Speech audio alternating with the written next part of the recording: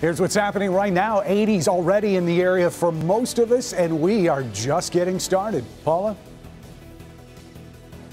We're going to take you to an entirely different kind of firefighting school. These are high schoolers, and they are getting ready to go into a burning building, and this is for real. Also, did President Trump share secrets with Russians? An intelligence expert warns the commander-in-chief this isn't reality TV. The jury deliberating in the Chelsea Bruck murder trial. We will show you how the defense is trying to avoid a murder conviction. Live from downtown Detroit, Local 4 News First at 4 starts now. Good afternoon, I'm Karen Drew. At this hour, the jury is deliberating in the Chelsea Bruck murder trial. They've been behind closed doors for more than 2 hours. Jurors will decide the fate of Daniel Clay. He is the man accused of killing and hiding the body of Chelsea Bruck after the two had sex after meeting at a Halloween party back in 2014. Bruck's body was found in Ash Township about a year later, and Clay was arrested. Today, the prosecution and defense made their closing arguments in Bruck's murder trial as Clay sat and listened. I'm going to acknowledge right here on the record that the prosecutor has proven this count. I'm asking you to find Daniel Clay guilty of involuntary manslaughter. This was no act of negligence. This was a premeditated, deliberate murder. And it was a murder committed during the commission of a sexual assault. And that's what we want your verdict to be. As we said, the jury is deliberating right now. We'll bring you that verdict as soon as it happens on clickondetroit.com. If convicted, Clay could face life in prison. Everyone is okay after this house fire in Novi. The fire started around 5 this morning on Ford Street near 9 Mile and Taft. Firefighters quickly put out the fire, but not before nearly the entire roof was destroyed. Fortunately, the family inside was able to escape. At this point, it's still unclear how the fire started, although officials say lightning may have been a factor. The Wall Street Journal reporting Ford Motor Company plans to cut 10% of its global workforce. The job cuts are expected to be announced later this week, and reportedly the target salaried employees. The Journal cites anonymous sources briefed on the plant. Ford isn't commenting directly on the cuts. Our business editor Rod Maloney working this story, and he's going to take a closer look at that report and what it means tonight on Local 4 News at 5. Meantime, here in Detroit, the renovation of the Packard plant finally got underway today. The former car manufacturing plant has been a sight for sore eyes since its last tenant left back in 2010. But today, the first phase of a $22.6 million renovation officially kicked off. The renovation will start with rebuilding the former administrative office and is expected to take 15 years before finally reopening.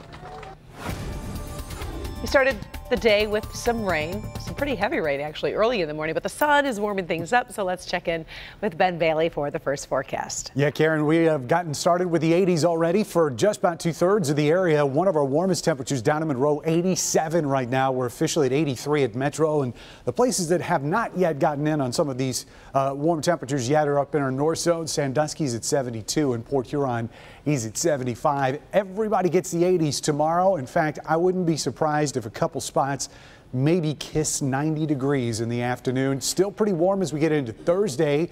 We'll talk thunderstorm possibilities there and see how long these well above average temperatures are going to hold on. Karen? All right. Thank you very much, Ben. President Trump's White House is caught up in another political drama this afternoon, facing questions about sharing intelligence information with the Russians. Devin Scillian is tracking the reports of what the president said during that White House meeting and what his top aides and his critics are saying this afternoon. Devin. Well, Karen, at issue is an Oval Office meeting last week between the president and Russia's foreign minister and Russia's ambassador to Washington. A report in the Washington Post has stirred up a real hornet's nest over questions of intelligence reports and the sharing of that intelligence with the Russians. The published report said the president shared classified information with the Russians about new terrorist threats from the Islamic State. The report said that intelligence came from an American ally, at the time unnamed, though CNN's reporting it's Israel, and involved a threat from laptop computers taken on commercial aircraft. The White House is not denying that the information was classified, but it's defending the president's authority to share it. A former Democratic congressman and the director of the CIA sees it quite differently. This is not reality TV. This is not a president who is just another personality. He is president of the United States of America. And when you speak as President of the United States of America, there are consequences to what you say. What the President discussed with the Foreign Minister was wholly appropriate to that conversation and is consistent with the routine sharing of information between the President and any leaders with whom he's engaged. At a joint appearance with the President of Turkey today, the President did not address this issue except to say that he had a successful meeting with the Russian Foreign Minister. The President's meeting with the Russians, though, remains a major concern for members of Congress. The current CIA Director Mike Pompeo is going to reportedly heading to Capitol Hill tonight to answer questions from the House Intelligence Committee. We'll continue to follow new developments as they occur, and not only here at 5, but certainly on NBC Nightly News coming up at 6:30. The latest from Lester Holt. Back to you, Karen. All right. Thank you, Devin. First at 4, we're also tracking other stories making headlines across America on this Tuesday. Let's start in central Illinois. Take a look at that. A freight train derailed in the town of Elkhart. Neighbors say it felt like an earthquake when the Union Pacific train went off the tracks. 18 of the train's 77 cars derailed. The train was carrying automobiles when disaster struck, but no hazardous materials. Luckily, no one was hurt. Fire crews in South Florida are battling a wildfire this afternoon that's burned more than 2,500 acres of grass and brush.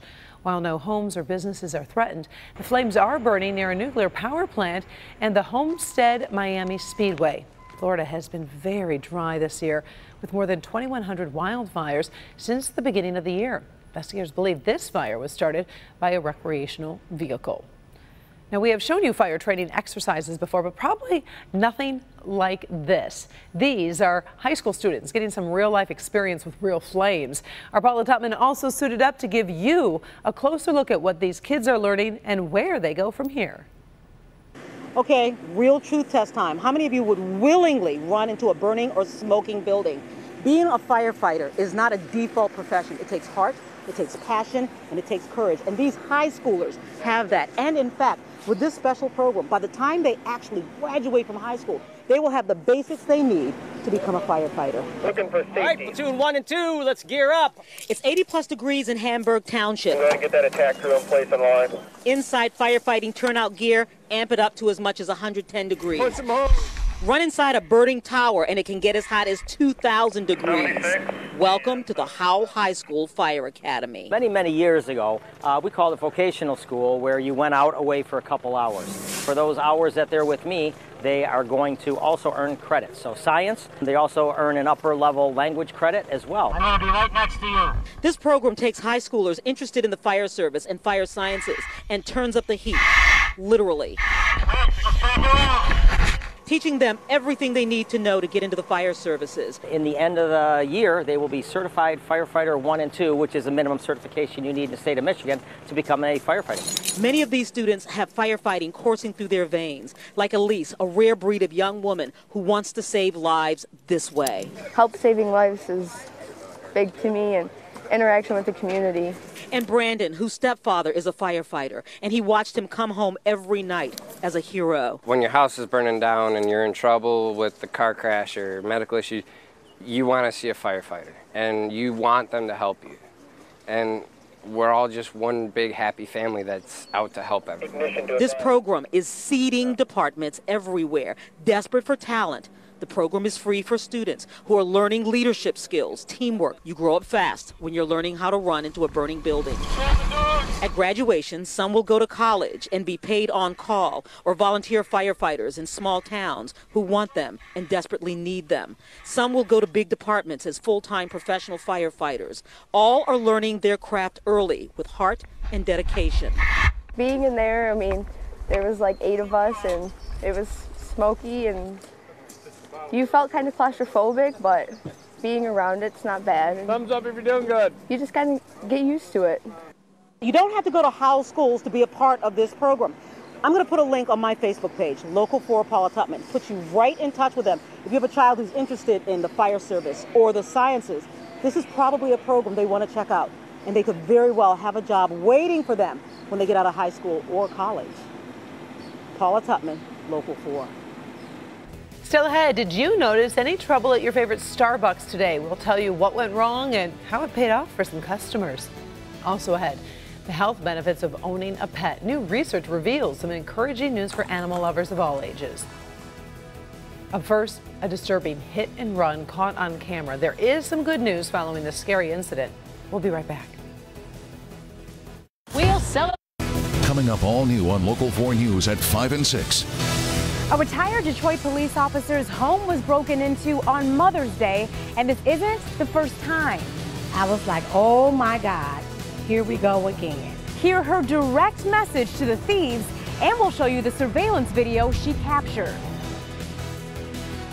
The driver in this video is wanted by police, and it's pretty easy to see why. The truck slammed into that young boy on a bike. The whole thing caught on a nearby home security camera in a town north of Tampa, Florida. The truck was fishtailing through the neighborhood and knocked the boy off his bike. The driver never stopped. Amazingly, the boy only suffered scrapes and bruises. The Florida Highway Patrol is investigating.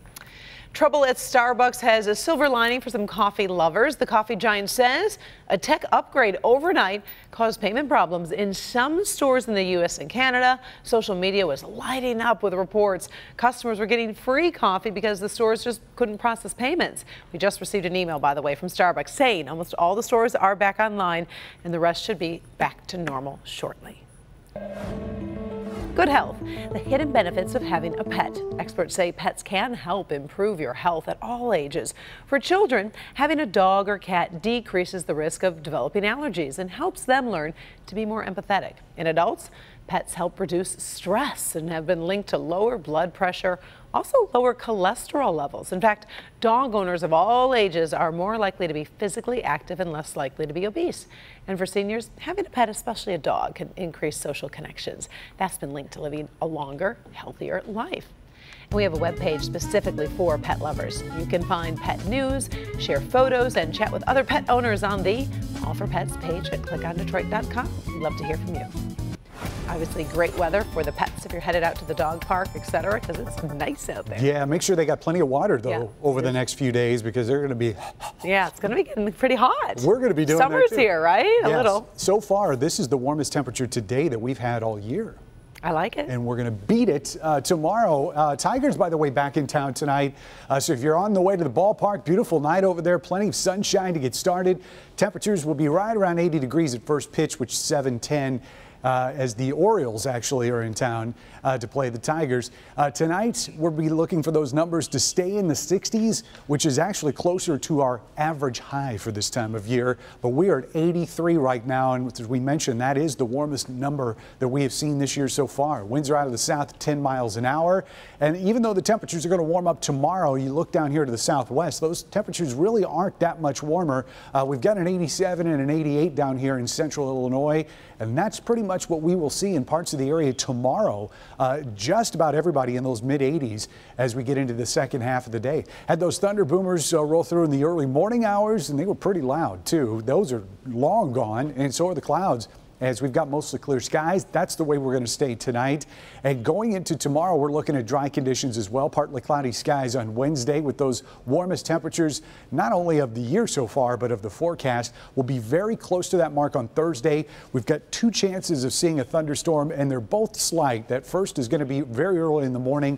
That's the lower chance. And then once we get into the afternoon, late afternoon and evening hours, could be a line that comes through as temperatures will be getting into the mid-80s. So there's definitely going to be some instability out there to work with. Those won't last very long and should start fading as we get into very early Friday morning. So temperatures tonight dropping down into the mid-60s, unseasonably mild for this time of year. Let's look at those highs for tomorrow. This is our 4-zone forecast. Metro numbers are going to be in the mid-80s across most of the area and some upper 80s here. 89 in Livonia, 88 out in Romulus, mid-80s downriver. South zone temperatures will be in the mid to upper 80s as well. Not going to see a whole lot of variation in these numbers as we're pretty much going to see partly cloudy conditions, winds out of the south, and will be gusty at times too. High temperatures out in the west zone, about mid-80s, maybe upper 80s there in Canton. And north zone, one of the cooler spots today, but tomorrow you're going to be sweating just like the rest of us. Mid-80s generally across the zone for afternoon highs. We'll stay in the mid-80s through Thursday, and then temperatures go back below average on Friday. 67 is what we're looking at there. And then highs in the 70s over the weekend. Right now, we've got most of this rain coming in on Sunday, so it does look like the pick day of the weekend is going to be on Saturday, even though Sunday will be the warmest at 76. 76, but no 80s in the forecast beyond Thursday. We get very close to average there for the back end of the 7-day forecast. So watch out for those showers there on the weekend, but enjoy the warm weather while we've got it. Karen? We will. Thank you, Ben. Still ahead, it is a fashion fight. It's going on social media. A lot of people are turned off by something new for men. We will show you what a rompim looks like. You definitely have to see it. Plus, no one likes parking meters, but someone is taking things way too far in one town. But first, as we go to break, here's your look at how the markets have closed for the day.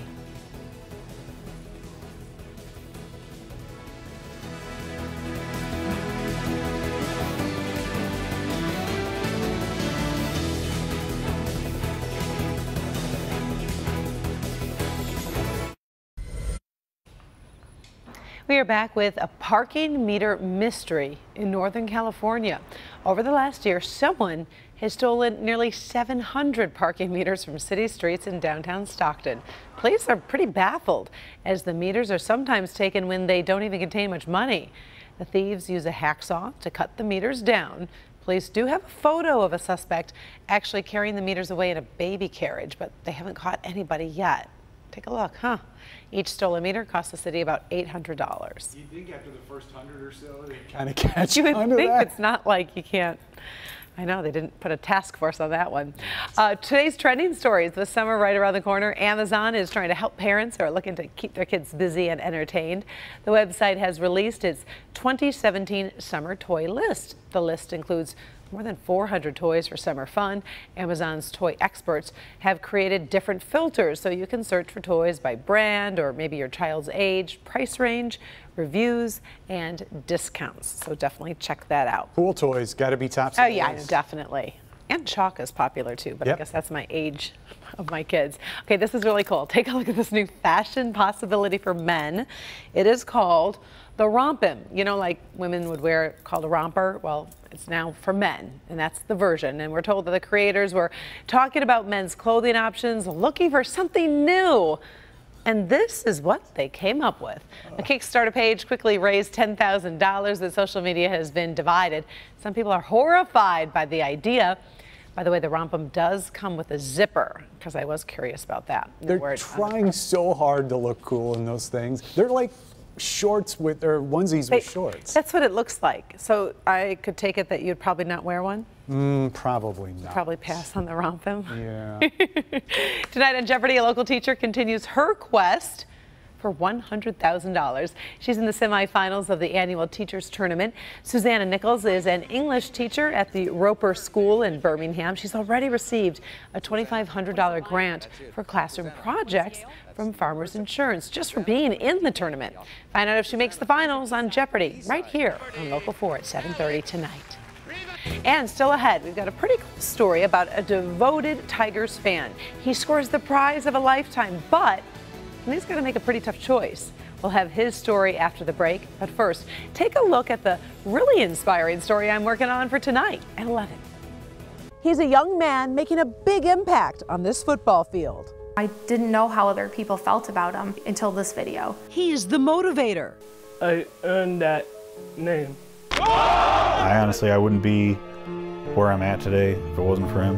Year after year, player after player, how he inspired from the sidelines and the film that captured his true impact. Tonight at 11.